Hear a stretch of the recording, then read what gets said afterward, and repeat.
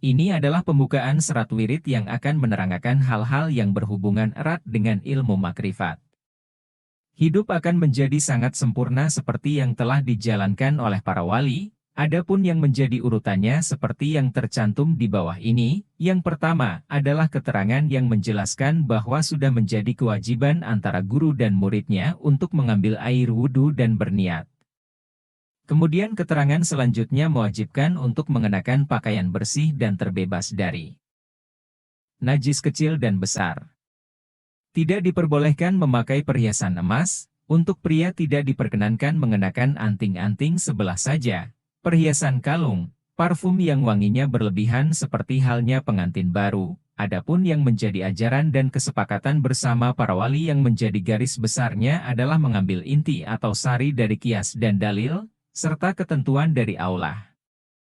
Dibisikkan melalui telinga kiri, urutannya menjadi keterangan-keterangan yang tercantum di bawah ini. 1. Adanya zat. Sesungguhnya tiada yang sejati di dunia ini. Pada awalnya dunia masih kosong, lengang, tidak ada sesuatu pun. Yang ada permulaan adalah Aku, Allah. Tidak ada pangeran, kecuali hanya Aku, zat yang maha suci, meliputi segala sifat yang melekat padaku. Segala puji hanya pada namaku, yang menandakan kekuasaan sepenuhnya ada padaku. Nasihat di atas menunjukkan kepada kita bahwa pada mulanya alam semesta ini tidak ada, semuanya masih sunyi hampa, awang-uung, yang paling dahulu ada adalah Aku, Allah. Jadi tidak ada sesuatu pun yang mendahului adanya Aku, Allah. Dalam ajaran agama Islam biasa disebut bahwa Allah bersifat kidam, dahulu tidak ada yang mendahului, dan Aku, Allah, adalah sumber dari segala sesuatu. 2. Wedaran tempat zat. Sejatinya Aku adalah zat yang maha segala-galanya, yang berkuasa atas penciptaan dan mengendaki segala sesuatunya pasti akan terjadi dengan seketika, sempurna akan kodratnya. Di situ telah dinyatakan dengan tanda-tanda kekuasaannya yang paling awal. Aku menciptakan kayu dengan nama Sajaratul Yakin, tumbuh di dalam alam Nabi Adam dan menjadi abadi. Kemudian Aku ciptakan cahaya dengan nama Nur Muhammad serta kaca dengan nama Miratul Hayai. Kemudian nyawa dengan nama Ruh Ilafi, kemudian damar dengan nama kandil, lalu permata atau sesotia bernama darah, lalu dinding pembatas bernama hijab. Itu sebagai tempat kekuasaanku, Allah, yang nantinya sebagai warna dari kalaratku. Nasihat di atas menunjukkan pada kita bahwa Aku, Allah, merupakan zat yang maha kuasa yang kuasa menciptakan segala sesuatu hanya dengan satu sabda saja yaitu kun, maka seketika jadi fayakun, semua ciptaannya sempurna sebagai pertanda perbuatan af'alku. Pertama diciptakan adalah pohon, kayu, bernama Sajaratul Yakin. Mungkin yang dimaksudkan adalah Sajaratul Kaun, pohon kejadian, yang merupakan awal dan asal mula penciptaan. Kedua diciptakan cahaya yang diberi nama Nur Muhammad. Menurut beberapa ahli, Nur Muhammad ini merupakan bibit alam semesta. Nur Muhammad dimaksudkan adalah bukan sebagai cahaya dari Muhammad, nabinya orang Islam, melainkan secara bahasa berarti cahaya yang terpuji. Sehingga dikatakan semua ciptaan pasti berasal dari Nur Muhammad ini, mengandung Nur Muhammad. Hal itu pula yang mengisyaratkan adanya pemahaman bahwa dalam tingkatan tertentu kebenaran hanyalah satu, adanya ajaran-ajaran yang berbeda setelah mencapai tahap tertentu ternyata sama belaka, karena bersumber dari cahaya yang terpuji, cahaya kebenaran, yaitu Nur Muhammad. Ketiga, Allah menciptakan kaca bernama Mir'atul Hayai atau cermin kehidupan atau cermin malu, di mana ada sebagian ahli yang mengatakan bahwa setelah diciptakannya cermin ini, Nur Muhammad akhirnya dapat melihat wujudnya, yang mengakibatkan dirinya bergetar hebat dan berkeringat. Dari tetesan keringat inilah makhluk hidup berasal. Keempat diciptakan nyawa yang diberi nama Roh Ilafi, kelima diciptakan lentera yang diberi nama kandil. Keenam diciptakan permata diberi nama darah. Ketujuh diciptakan dinding pembatas antara kehidupan fisik dan non-fisik, antara yang kasar dan halus, yang disebut hijab. Hijab ini sendiri dalam keilmuan banyak jenisnya. 3. Keadaan zat. Sesungguhnya manusia itu rasa kau dan aku itu rasanya manusia, karena aku menciptakan Adam berasal dari 4 perkara, bumi, api, angin, air. Itu sebagai perwujudan sifat kau, di sana aku tempatkan 5 perkara, nur, rasa, roh, nafsu, budi. Itulah sebagai perwujudan wajahku yang maha suci. Hal itu sebagai warna dari wajah yang kumiliki yaitu, yang maha suci. Nasihat ketiga menerangkan bahwa manusia diciptakan sebagai rasa, bukan rasa, sebab antara rasa dan rasa dalam keilmuan Jawa berbeda dari Allah, dan Allah itu sebagai rasa dari manusia. Yang dimaksud adalah bahwa Allah menciptakan manusia menurut gambarannya atau menurut citranya, seperti pernah saya kemukakan bahwa pada tubuh manusia tertulis huruf Allah, yaitu, terlihat saat mengangkat kedua tangan, seperti dalam takbiratul ihram, membaca Allahu Akbar.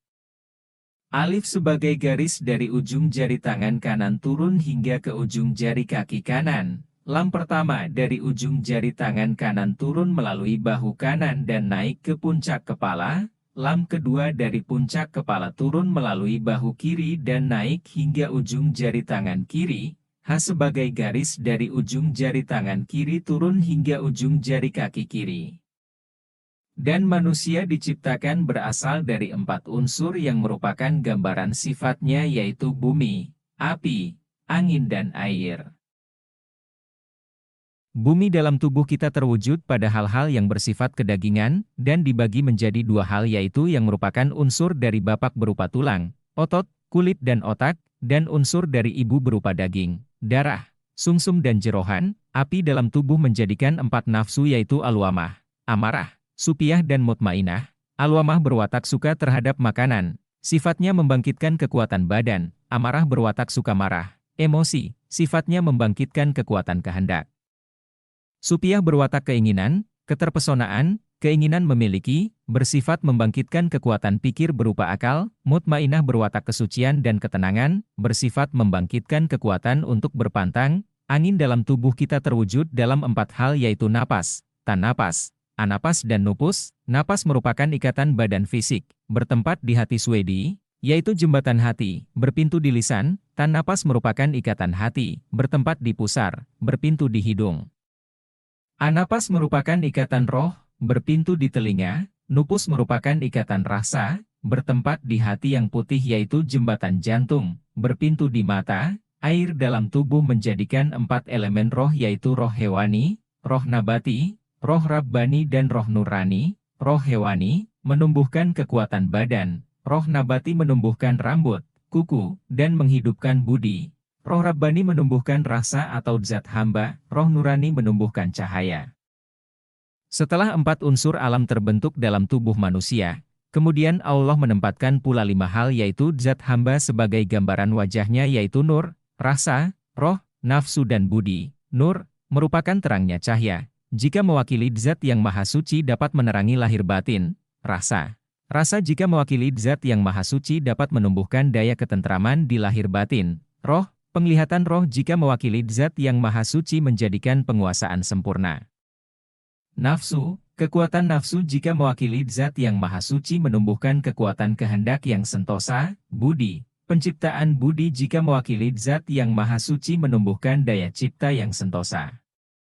4. Terbukanya tata malige di dalam betal makmur. Sejatinya aku berkuasa, dan bertempat di dalam betal makmur. Berdiam di dalam kepala Nabi Adam, yang ada di dalam kepala itu adalah otak, yang ada di antara otak itu adalah manik, sedangkan di dalam manik itu adalah budi, sedangkan di dalam budi terdapat nafsu, di dalam nafsu terdapat jiwa.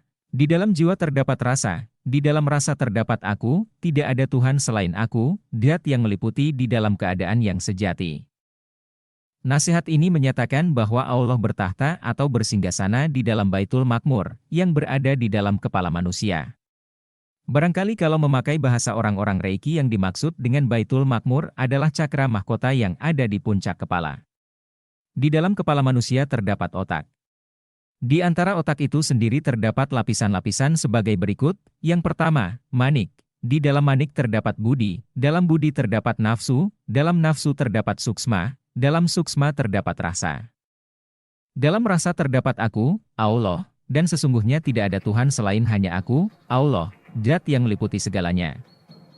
5. Terbukanya tata malige di dalam betal muhadas. Sejatinya aku berkuasa di dalam malige betal mukadas. Itu adalah tempat yang paling suci berdiamnya aku, berada pada buah zakar Nabi Adam, di dalamnya terdapat peringsilan, yang letaknya antara peringsilan dan nutfah adalah air mani, di dalamnya terdapat madi, di dalamnya terdapat wadi, di dalam wadi terdapat manikem, di dalam manikem adalah rasa, di dalam rasa itu aku.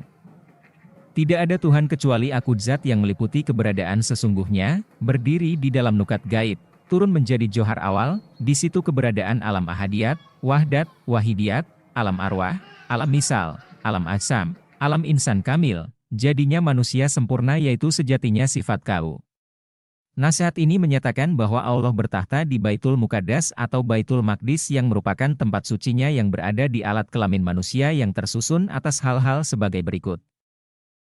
Pertama pelir, yang berisi nutfah atau mani, madi yang merupakan sari dari mani, wadi sebagai sari dari madi, manikem sebagai sari dari wadi, di dalam manikem ada rasa, di dalam rasa ada aku. Di sini disebutkan pula bahwa manusia sempurna adalah sebagai perwujudan sifatnya dan terbentuk melalui 7 tahapan alam yang dilaluinya. Biasa dikenal dengan istilah martabat pitu atau martabat 7 yaitu, pertama alam ahadiyah, kedua wahdat, ketiga wahidiyah, keempat arwah, kelima misal, keenam ajsam.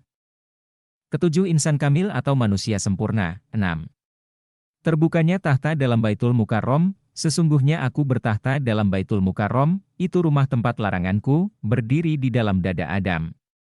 Yang ada di dalam dada itu hati, yang ada di antara hati itu jantung, dalam jantung itu budi, dalam budi itu jinem, yaitu angan-angan, dalam angan-angan itu suksma, dalam suksma itu rasa, dalam rasa itu aku. Tidak ada Tuhan kecuali hanya aku zat yang meliputi keberadaan yang sesungguhnya. Dalam nasihat ini Allah menyatakan bahwa dirinya bertahta di Baitul Muharram yang menjadi tempat larangan, berada di dalam dada manusia. Mungkin yang dimaksud adalah cakra jantung. Disebutkan bahwa di dalam dada manusia itu terdapat susunan sebagai berikut, pertama hati atau kalbu, di antara hati terdapat jantung, di dalam jantung ada budi, di dalam budi ada angan-angan, di dalam angan-angan ada suksma, di dalam suksma ada rasa, di dalam rasa ada aku. Di atas dikatakan bahwa jantung terdapat di antara hati. Yang dimaksud dengan hati ini bukanlah liver atau hati secara fisik, melainkan hati secara maknawi, karena pada diri manusia ada terdapat lebih dari satu hati, yang menurut keilmuan ada yang namanya hati puat, hati swedi. Kembali di wejangan kelima ini ditegaskan bahwa tidak ada Tuhan selain aku, Allah, zat yang meliputi keberadaan sesungguhnya atau kahanan sejati. Mengapa itu perlu ditegaskan? Karena untuk menghindari salah pengertian bagi mereka yang telah mendapatkan wejangan ini, jangan sampai karena merasa bahwa aku atau Allah bertahta di kepala dan di dalam manusia, lalu manusia tersebut mengaku dirinya sebagai Tuhan, atau menjadi bagian dari Tuhan. Jika itu yang terjadi, maka manusia tersebut telah jauh tersesat. 7. Penetapan iman, aku menyaksikan bahwa sesungguhnya tidak ada Tuhan kecuali hanya aku dan aku menyaksikan sesungguhnya Muhammad itu adalah utusanku. Dalam nasihat ini Allah menyatakan kesaksiannya yang ditujukan kepada makhluk ciptaannya, bahwa tidak ada Tuhan lain kecuali hanya Dia semata, dan Muhammad adalah benar-benar Rasul atau utusannya. 8. Sahidan atau sahadat atau kesaksian, aku bersaksi, di dalam zatku sendiri, sepengetahuanku tidak ada Tuhan selain aku, dan hanya aku yaitu Allah Subhanahu wa Ta'ala yang menjadi badanku, Rasul itu rasaku, Muhammad itu wahyuku, yaitu aku yang hidup tidak dapat mati, yaitu aku yang selalu ingat tidak boleh lupa, yaitu aku yang tahu sebelum apa yang akan terjadi, yaitu aku yang bijaksana tiada kekurangan suatu apapun tentang ilmu pengetahuan, sempurna, tidak merasakan apa-apa.